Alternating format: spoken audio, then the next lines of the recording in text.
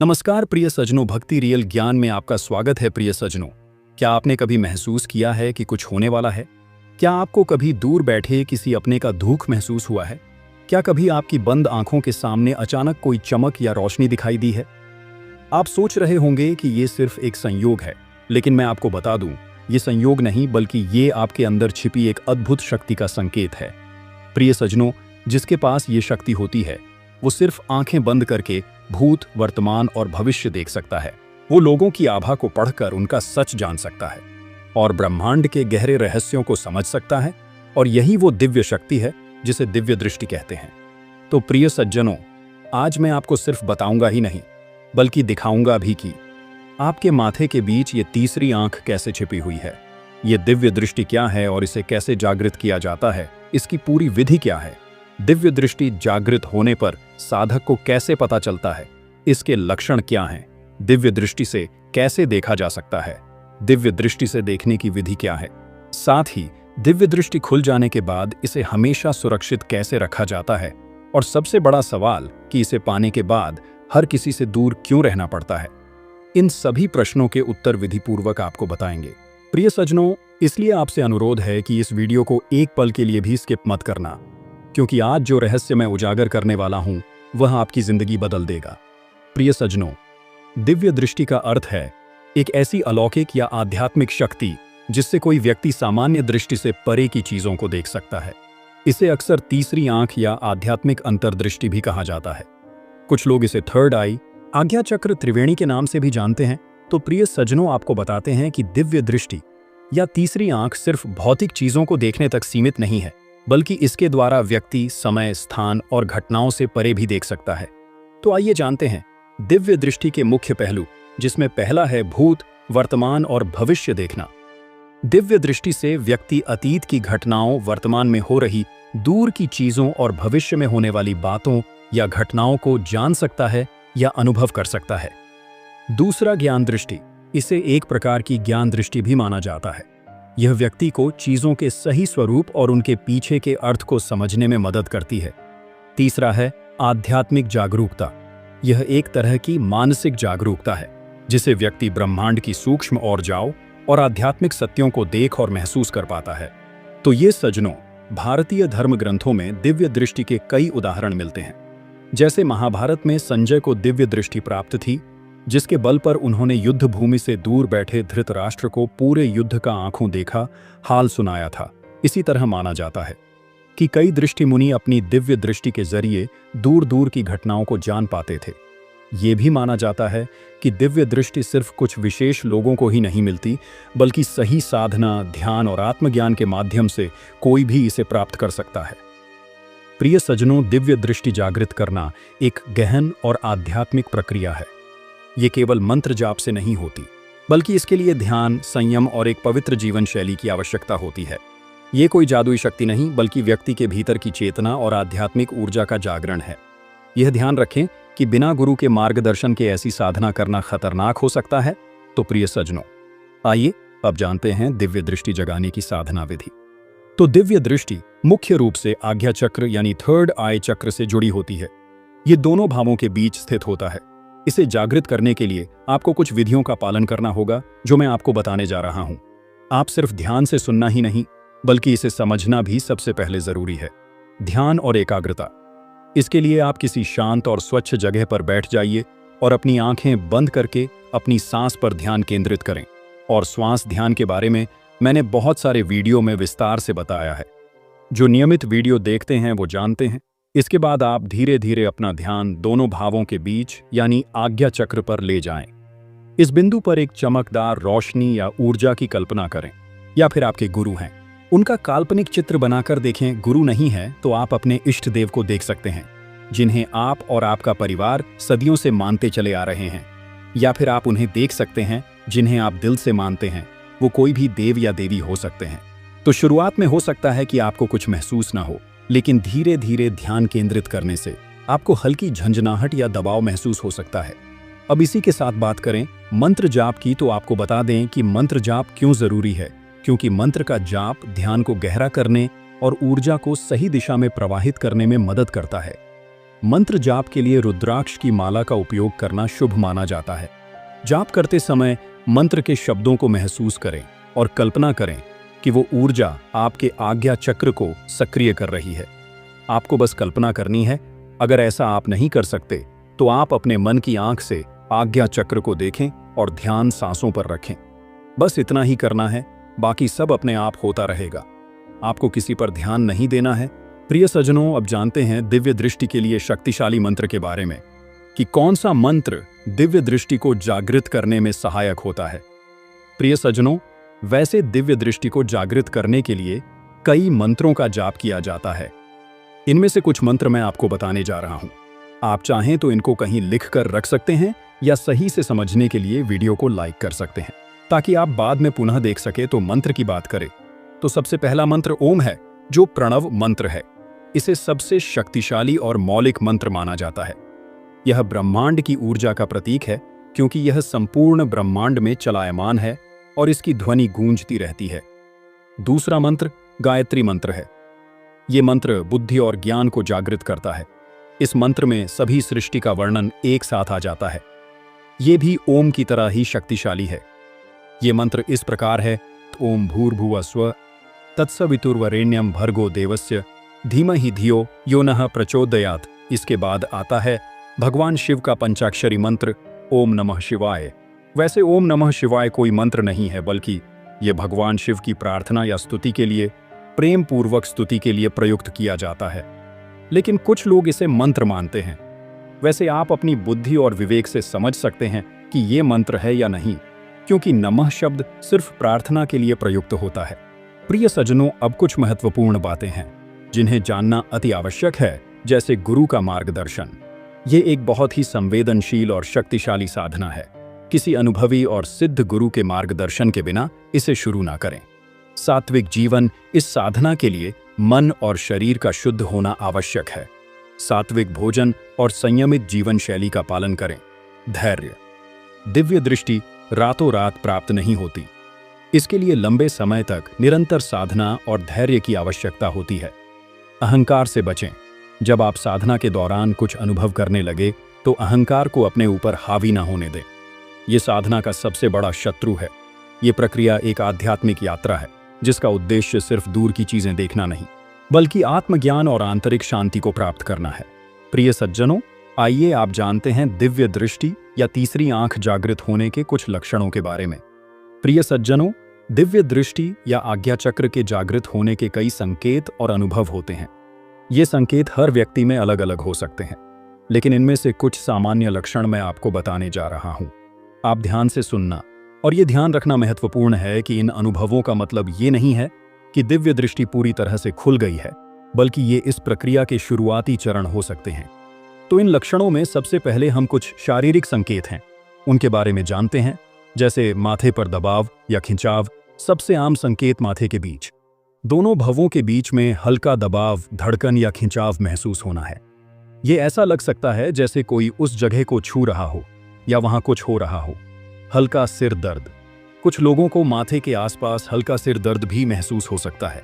नींद के पैटर्न में बदलाव, ब्रह्म मुहूर्त यानी सुबह 3-5 बजे के बीच में अचानक नींद खुल जाना और फिर से नींद ना आना भी एक संकेत हो सकता है।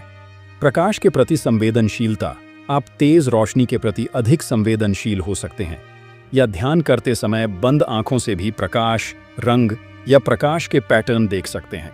अब आइए जानते हैं कुछ मानसिक और भावनात्मक संकेतों के बारे में, जैसे बढ़ी हुई अंत ज्ञान ऊर्जा। इससे आपकी सहज समझ या छठी इंद्र बहुत मजबूत हो सकती है। आप भविष्य में होने वाली घटनाओं का पहले से ही आभास कर सकते हैं या लोगों के बारे में सही अनुमान लगा सकते हैं। विचारों में स्पष्टता, आपका दिमाग अधिक शांत और केंद्रित महसूस हो सकता है। निर्णय लेने की क्षमता बेहतर हो सकती है। सपनों का बदलना, आपके सपने अधिक जीवंत और यादगार हो सकते हैं। कभी कभी आपको ऐसे सपने आ सकते हैं जो भविष्य की घटनाओं का संकेत देते हों। गहरी आध्यात्मिक रुचि, आप में आध्यात्मिक ज्ञान, ध्यान और आत्म साक्षात्कार के प्रति गहरी रुचि जाग सकती है। अब कुछ आध्यात्मिक अनुभव होते हैं, चलिए इनके बारे में जानते हैं। जैसे दूर की आवाजें सुनना, आपको बहुत दूर की हल्की आवाजें स्पष्ट रूप से सुनाई दे सकती हैं, जिन्हें सामान्य कान नहीं सुन पाते। आभा यानी ऑरा देखना। आप लोगों या वस्तुओं के चारों ओर ऊर्जा का एक सूक्ष्म क्षेत्र यानी ऑरा देख सकते हैं। भूत, भविष्य और वर्तमान का ज्ञान यह सबसे उन्नत अनुभवों में से एक है जिसमें व्यक्ति को अतीत, वर्तमान और भविष्य की घटनाओं का ज्ञान होने लगता है। प्रिय सज्जनों, ये समझना महत्वपूर्ण है कि ये सभी अनुभव इस आध्यात्मिक यात्रा का हिस्सा है। अगर आप इन अनुभवों से गुजर रहे हैं तो अपने गुरु से मार्गदर्शन लेना सबसे अच्छा होगा। प्रिय सज्जनों, आपको बता दें कि दिव्य दृष्टि से देखना एक सामान्य आंखों से देखने जैसा नहीं होता। ये एक आंतरिक और सूक्ष्म अनुभव है जिसमें व्यक्ति अपनी चेतना और अंतर्ज्ञान का उपयोग करता है। ये एक मानसिक प्रक्रिया है, न कि शारीरिक। जब आज्ञा चक्र यानी तीसरी आंख जागृत हो जाती है तो ये दृष्टि स्वाभाविक रूप से विकसित होने लगती है। प्रिय सज्जनों, आइए अब जानते हैं दिव्य दृष्टि से देखने की विधि के बारे में, जिसका विशेष तौर पर सबको इंतजार रहता है। लेकिन अफसोस इस बात का है कि साधक समझते नहीं हैं। मैं बार बार बताता हूं और कहता रहता हूं कि जीवन, ध्यान, साधना, ब्रह्मांड, ईश्वर, भगवान, दिव्य दृष्टि, अंतर्ज्ञान, सूक्ष्म द्वार या सूक्ष्म शरीर, प्रकृति, मोक्ष या मुक्ति, यह सब समझने की चीजें हैं। जब तक साधक इनको समझेगा नहीं, तब तक सफलता प्राप्त करना नामुमकिन ही नहीं बल्कि असंभव है। और यही कारण है कि बार बार बताने के बावजूद भी साधक प्रश्न करते हैं। प्रिय सज्जनों, ये विधि केवल उन लोगों के लिए है जिन्होंने ध्यान और साधना के माध्यम से अपने आज्ञा चक्र को कुछ हद तक जागृत कर लिया है, जो कुछ हद तक समझ गए हैं। लेकिन हाँ, बिना साधना के यह संभव नहीं है। साधना भी करना आवश्यक है। तो प्रिय सज्जनों, इन सब के लिए जरूरी है दान और एकाग्रता। इसके लिए किसी शांत और आरामदायक जगह पर बैठे अपनी आंखें बंद करें और अपनी सांसों पर ध्यान केंद्रित करें। धीरे धीरे अपना ध्यान दोनों भावों के बीच आज्ञा चक्र पर ले जाएं। इस बिंदु पर एक ज्योति या ऊर्जा के केंद्र की कल्पना करें। दूसरा है मानसिक इच्छा शक्ति का उपयोग, जिसमें अपनी दिव्य दृष्टि का उपयोग करने के लिए आपको अपनी मानसिक शक्ति को केंद्रित करना होगा। उदाहरण के लिए, यदि आप किसी दूर के स्थान को देखना चाहते हैं तो उस स्थान की कल्पना करें और अपनी आज्ञा चक्र से उस पर ध्यान केंद्रित करें। तीसरा है दृष्टि को स्थिर करना, यानी त्राटक विधि का इस्तेमाल करना। कुछ यौगिक पद्धतियों में त्राटक यानी स्थिर दृष्टि का अभ्यास किया जाता है। इसमें किसी बिंदु या दीपक की लौ पर बिना पलक झपकाए ध्यान केंद्रित किया जाता है। ये एकाग्रता को बढ़ाता है और आंतरिक दृष्टि को विकसित करने में मदद करता है। त्राटक का अभ्यास धीरे धीरे और सावधानी पूर्वक किया जाना चाहिए। प्रिय सज्जनों, आइए आप जानते हैं कि भूत, वर्तमान और भविष्य को कैसे देखें। जैसे भूत और भविष्य, इसमें दिव्य दृष्टि से भूत और भविष्य को देखने के लिए व्यक्ति को मानसिक रूप से समय और स्थान की सीमाओं को पार करना होता है। ये एक उच्च स्तर की साधना है। इस स्थिति में व्यक्ति को घटनाएं एक चलचित्र की तरह या प्रतीकात्मक छवियों के रूप में दिखाई दे सकती है। ऊर्जाओं को महसूस करना। दिव्य दृष्टि केवल घटनाओं को देखने तक सीमित नहीं है, बल्कि इसके द्वारा आप लोगों और स्थानों की ऊर्जाओं यानी और को भी महसूस कर सकते हैं। आप किसी व्यक्ति के पास जाकर उसकी भावनाओं को समझ सकते हैं या किसी स्थान के इतिहास का अनुभव कर सकते हैं। अब कुछ महत्वपूर्ण सावधानियां हैं जिन्हें फॉलो करना बहुत जरूरी है। जैसे गुरु का मार्गदर्शन। ये एक बहुत ही संवेदनशील और शक्तिशाली प्रक्रिया है। बिना गुरु के मार्गदर्शन के इसे करने का प्रयास करना खतरनाक हो सकता है। धैर्य और निरंतरता। ये कोई जादुई प्रक्रिया नहीं है। ये एक लंबी और धैर्यपूर्ण यात्रा है। अहंकार से बचें। इस तरह की शक्तियां को प्राप्त करने पर अहंकार आने की संभावना रहती है, जो आध्यात्मिक प्रगति को रोक देता है। प्रिय सज्जनों, दिव्य दृष्टि का उपयोग करना एक आंतरिक कला है जो एकाग्रता, इरादे और उच्च चेतना के साथ जुड़ी हुई है। ये सामान्य आंखों की तरह नहीं है जहां आप किसी चीज को सीधे देखते हैं, बल्कि ये एक सूक्ष्म अनुभव है जिसमें मानसिक और आध्यात्मिक ऊर्जा का इस्तेमाल होता है। प्रिय सज्जनों, जब आपकी दिव्य दृष्टि खुल जाती है तो आप इसका उपयोग इस तरह से कर सकते हैं जैसे अपनी चेतना को केंद्रित करना। इसके लिए आप इरादा बनाएं। सबसे पहले ये स्पष्ट करें कि आप क्या देखना चाहते हैं। उदाहरण के लिए, मैं ये देखना चाहता हूं कि मेरे इस काम का भविष्य क्या होगा, या मैं इस व्यक्ति के विचारों या ऊर्जा को समझना चाहता हूं। तो आपको ध्यान की स्थिति में आना है। आंखें बंद करके शांत बैठे अपने आज्ञा चक्र यानी दोनों बाहों के बीच में ध्यान केंद्रित करें। वहां एक हल्की रोशनी या स्पंदन महसूस करें। अपनी ऊर्जा को मानसिक रूप से जोड़े जिस भी विषय, व्यक्ति या स्थान के बारे में आप जानना चाहते हैं, उसके साथ मानसिक रूप से जुड़े उस पर अपनी चेतना को केंद्रित करें। दूसरा है दिव्य दृष्टि से देखने का तरीका। प्रिय सज्जनों, ये देखना अलग अलग तरीकों से हो सकता है जो हर व्यक्ति के अनुभव पर निर्भर करता है, जैसे आंतरिक चित्र या प्रतीक। आपको किसी व्यक्ति या घटना के बारे में सीधे चित्र दिखाई दे सकते हैं या आपको कुछ प्रतीक दिखाई दे सकते हैं जिनका कोई गहरा अर्थ हो, अंतर्ज्ञान या आभास। आपको अचानक से एक मजबूत अंतर्ज्ञान या अंदरूनी एहसास हो सकता है कि कोई चीज कैसी है या क्या होने वाली है। ये एक स्पष्ट जानने की भावना होती है, भले ही कोई चित्र न दिखे। ऊर्जा का अनुभव, आप किसी व्यक्ति की आभा यानी ऑरा या किसी स्थान की ऊर्जा को महसूस कर सकते हैं। इससे आपको उनकी मानसिक या भावनात्मक स्थिति का पता चल सकता है। तीसरा है, इसका उपयोग करने में सावधानियां, जैसे स्वार्थ से बचें। इस शक्ति का उपयोग केवल आध्यात्मिक विकास या दूसरों की मदद के लिए करें, न कि स्वार्थ या किसी को नुकसान पहुंचाने के लिए। अहंकार से दूर रहें। ऐसी शक्तियां मिलने पर अहंकार आ सकता है जो आपकी प्रगति को रोक सकता है।